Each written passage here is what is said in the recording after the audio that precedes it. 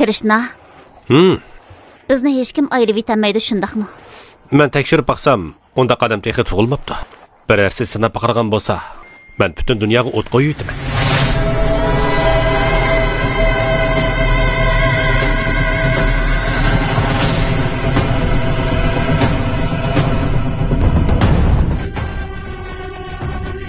O közeynigini elime. Krishna siz 23 yil ilgari ikki odamni qaslab o'ltirgan. At qo'yib berilasiz. Ammo siz hukumatga iltimos sunib jazo muddatini qisqartmaslikni talab qilibsiz. Nima ishqa? Apandi, sirtqi dunyoni ko'rishga tayyorligim bitmadi. U at qaytib chiqadi, shundaqmi?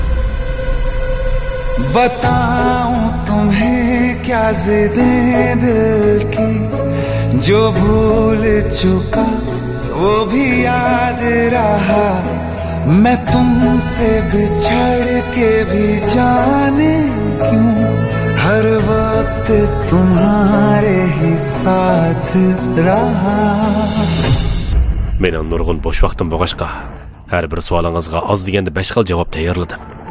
Meni sevgandingizmi? Siz Krishnami? Abijit. 22 yil ilgari sizning kasbingiz, orzuyingiz yana ba'zoringiz bor edi. Ammo u bir vaqa hammani o'zgartirdi.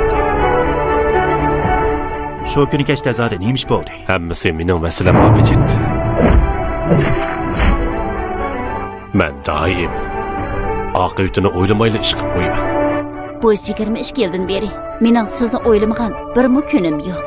Men o'tgan 22 yilda mushu paytdan boshqa ishni o'ylamadim.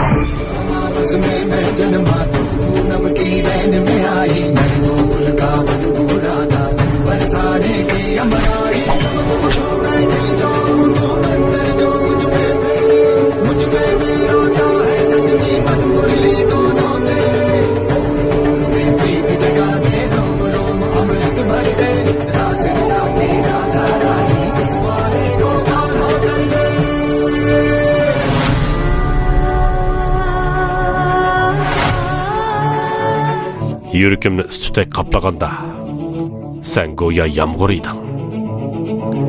Yürükümge ta'sir qilgan eding. Dardlarimning sababi bo'lding.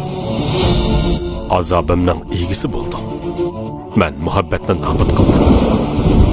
Men go'yo o'zimga dushman. Buni dunyoda yana birsi qilamiz kerak.